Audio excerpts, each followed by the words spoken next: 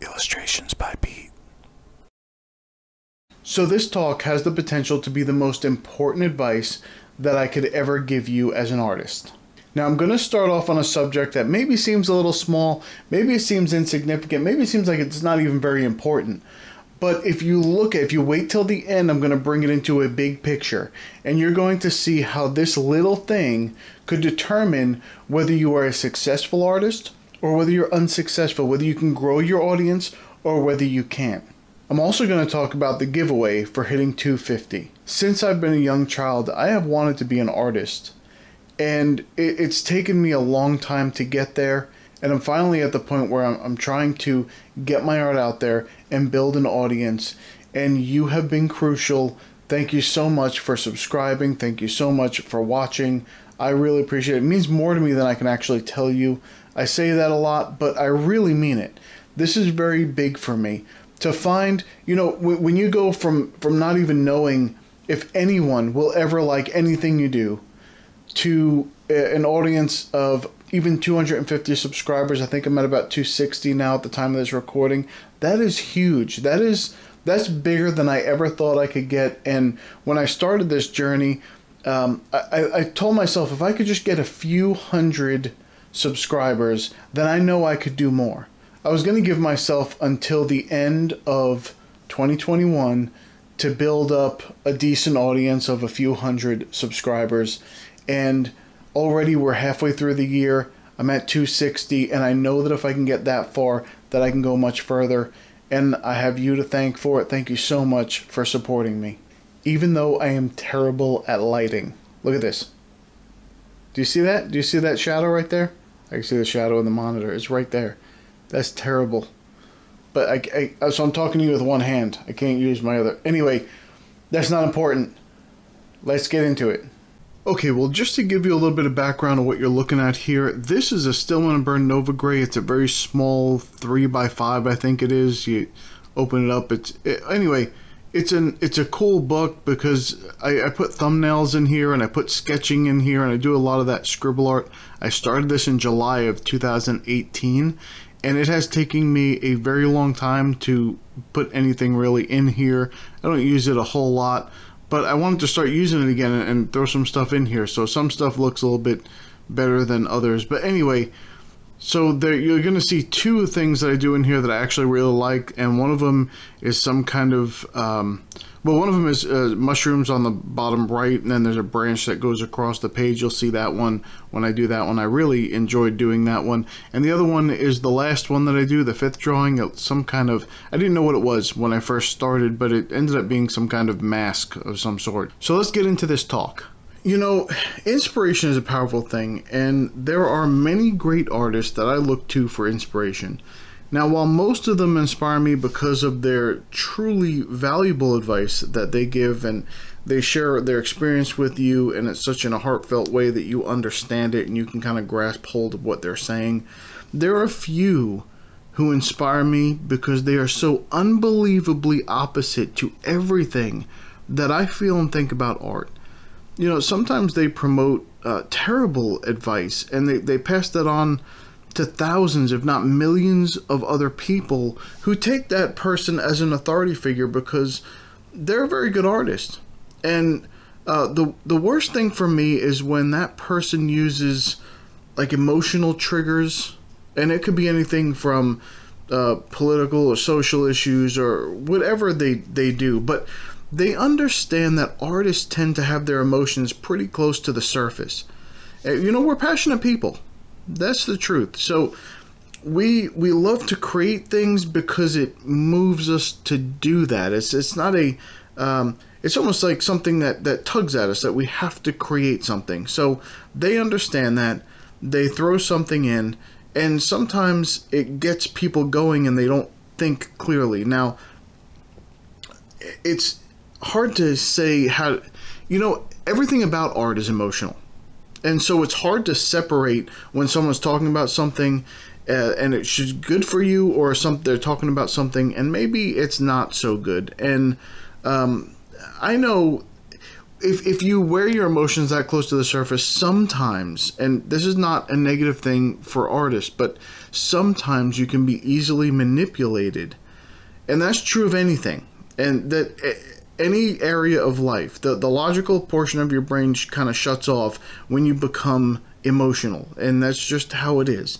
And the reason that I bring this up is because, again, I'm going to start with this one subject, and then I'm going to branch into how this could actually affect you overall as an artist, and just could affect everything you do as an artist. So I was watching a video, and this person is terrible, because anytime they put up a video, I know I could watch it, and it gives me a ton of material to talk about, because I almost disagree with everything they say at every level, and that's kind of strange to happen. But anyway, I saw a video where someone was fueling a fire between artists and the people who genuinely appreciate their art.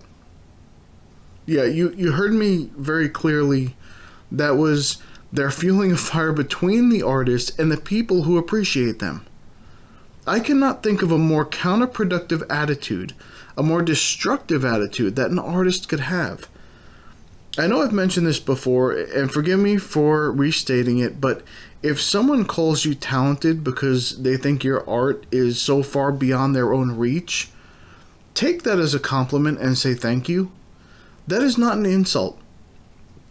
People loving your work and maybe not understanding the proper way to compliment you, it should not only not offend you, it should give you a sense of accomplishment.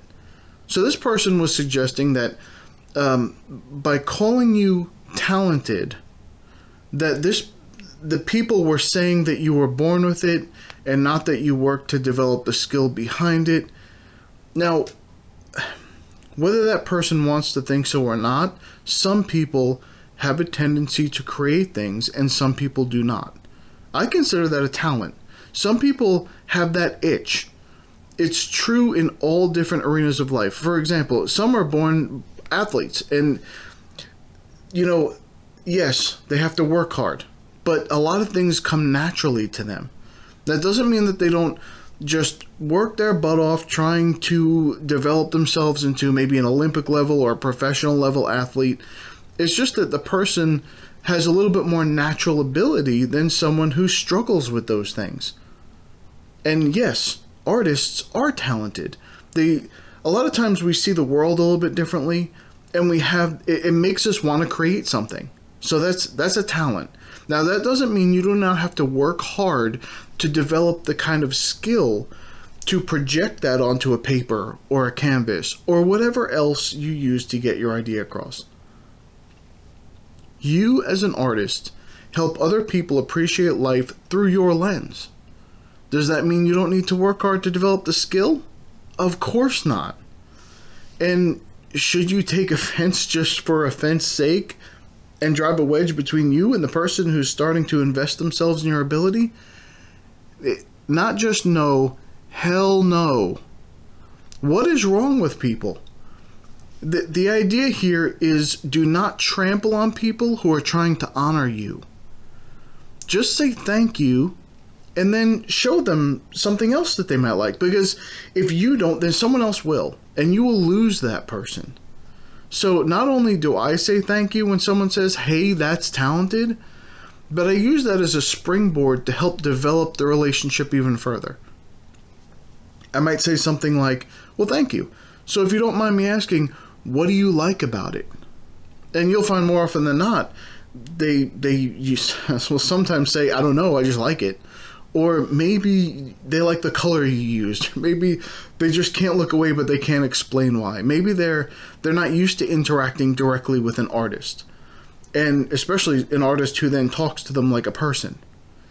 You know, they want to compliment you. They're just not familiar with doing that. So the standard compliment when you see something great, you see an ability that someone has, that they possess, is, wow, you're talented. Whatever they say can lead to a discussion, which can then start to turn that person from a casual observer into a fan. The next time they see you, they might ask, What have you been doing? Or can I see the new things that you're working on now? They may become invested in you and start to support what you're doing. So instead of jumping on them because they didn't compliment you properly, which sounds silly to me, you take control and advance the conversation and build a relationship. Now, these people should be teaching you how to engage your supporters, not how to jump down their throat. Even if you're trying to educate them on the way you want to be complimented, you'll come off like a pretentious jerk. And that trying to educate them was in quotes, but you can't see me. But that's what that is. Now, if you do that, if you say, well, this isn't talent, this is skill, and I worked hard for it. If you do that to someone, don't worry, because they will never pay you a compliment ever again. That's like telling them, hey, you're great, and you say, no, say I'm awesome. That's stupid. Art is a form of communication. Why would you stifle that? Even if you just do it for yourself. Well, and when I say that, I mean, even if you draw for yourself and you're not showing other people, but even if you may only ever show your best friend or something like that, wouldn't you like them to stare at what you've done and appreciate it, no matter what words actually come out of their mouth? I would. And that's why I build relationships and make that person feel important. They feel like they just gave me a boost, and they did. So it really does piss me off when I hear this kind of advice coming from a so-called professional who have other artists sitting at their feet trying to learn from them. These people who call themselves professionals, are teaching you an elitist attitude that will not only slow your growth, but has the potential to destroy it. You know, as an artist, sometimes it's not, well, it's always about the art, but sometimes it's less about the art and more about the relationship. And if you can figure that out and put that into practice, you could become very successful on your journey. I hope you hear what I'm saying. I'm really trying to look out for you here. Please, even if you never watch another video of mine, hear this and start building something. Stop tearing it down. And if you ever hear someone give you this advice, run. Because they may have the skill to be a great artist, but they do not know how to act like a great artist. You know, art is all about building the connection with your audience. And please focus on them before you backhand them for not complimenting you the way that you think you should be complimented. And I know I'm starting to repeat myself, but I'm very passionate about this one thing, because really, most things in your life are about this one thing. They're about connection. You want to know why someone can sell an invisible sculpture for $18,000, or how someone can paint a little red box on a canvas that sells for millions? Because that artist has a connection with their audience where it doesn't matter what they do, or they don't do, for that matter. And people will support them every step of the way. Make that connection with your audience, not for the money, but for the support that only they can provide to you. You are very important to me. I hope you know that, and if I ever don't show it, please let me know, because you're the most important part of what I'm doing right now, and you need to know that. And that's how you should treat your audience. They're the most important people to you. Because without your audience, the artist doesn't really matter. If, you know, there's that old saying about the tree falling in the forest and doesn't make a sound if no one's around. Okay, well, think about this. If someone creates the greatest symphony and they do it in a cave by themselves and no one ever gets to hear it, does it actually matter? I don't think so. Anyway, I just wanted to share that with you. That really bothers me when I hear that kind of thing. And for me, that is what being an artist is all about. Okay, I've got to lighten the mood a little bit here. That was a little bit serious, but I just feel very strongly about it. So the giveaway. So there's a 250 subscriber giveaway that I said I was going to do, and I want to do that. And here's what I'd like to do with it. Below, you'll find my email address. and I would like you to, just on a piece of paper, it could be taking a picture from your phone even, but do like 5 little lines on a page. You could do a little drawing, little happy face. You can do a full-on automatic drawing and fill up the whole page, whatever you do. I would like you to take a picture of that and send it to me, and I'm going to pick one of those drawings to do another drawing from, and if I pick your video, then I'll be sending you something, and I will get in touch with you and say, hey, I'm going to use your drawing, and figure out maybe a little bit of what kind of thing. Here's what you do. Just let me know your name and then what country you're in, because that's I always find that fascinating. You know, again, talking about this from going from someone who never thought that anybody would be interested in their art to now having people around the world watch your videos, that's pretty incredible. It really is. It's an amazing time to be an artist right now. And that's something that is always very interesting to me. So let me know what country you're in. Let me know what kind of art you do.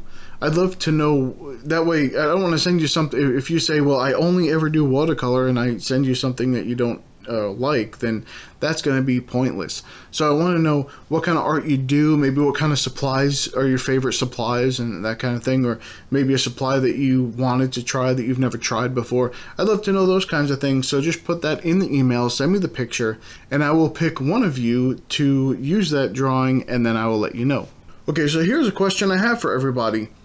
How do you decide, and I'll give you my answer, but how do you decide if you've borrowed inspiration from someone else or if you have stolen their idea completely? And so a lot of people, this is a big struggle for a lot of artists. A lot of people have a little bit of trouble seeing something, and I do. Sometimes I can't see what I'm going to put on the page before I start putting it on the page. I don't really know, maybe I don't have an idea in my head, whatever the case is, and I look at other people's art for inspiration, and sometimes that art inspires me and I try to make it my own, but I borrow from that artist. I mean, that's what a lot of artists do. Matter of fact, the vast majority of artists do that. In order to figure out the things they like to do, they have to first understand what they like, and then they incorporate that into what they're doing. So I think it can be determined by whether you have used a concept versus a detailed account. So painting a landscape in the style of Bob Ross is very different than copying his exact composition and details from one of his paintings. Or what about the difference behind creating a character who has superhuman strength, who can fly, versus putting that character in some blue underwear with a red cape with an S on his chest, you know, that kind of thing. So I think the saying goes, the devil's in the details. Well, drawing or painting in that style that inspires you is not stealing, in my opinion, so long as that painting does not copy someone else's work, exactly what it is, and then you claim that it's yours. But, and I've mentioned this before, in my sketchbooks, and this is why this idea came up, because in my sketchbook, sometimes, in order to understand someone's style, sometimes I may try and duplicate exactly what they've done in my sketchbook. I don't say that it's mine, I don't say it's an original idea, but it's in my sketchbook. If I ever show my sketchbook, it's in there. But I just do that to get in their head, and then I try and change it in a way that makes it mine. And does that make sense? I think that's okay. Now, that's just how I learn. Some people can look at someone else's work and then create something from that based on the style and not ever even come close to replicating what they see. I really can't do that. A lot of times I'll see something, unless it's a lot of fine detail, then I cannot do that. Then I can leave that fine detail out and leave that stuff out and then do something my own. But if I see something with just a general thing that was painted or done and I really like it, I like to try and replicate it exactly, and then the next time I do something, I'll just add an aspect of it to what I'm doing. but I like to, because I have to try and figure out, well, what was that technique they used? How did they get this effect? Or I really like the way they did this kind of composition, and I try and put it together the exact way they did so I can understand it. That's something I do. I don't know if that's something that you do, but I would like to hear your opinion on where do you think the line is between copying someone's work and actually just borrowing inspiration from it, because that is a huge debate in the art realm. Well, I just want to thank you all again for subscribing and for supporting me and for watching my videos and for interacting with me. I really appreciate it. It means the world to me. Here's a few more videos that you might enjoy if you enjoyed this one, and I'll see you in the next video. Bye.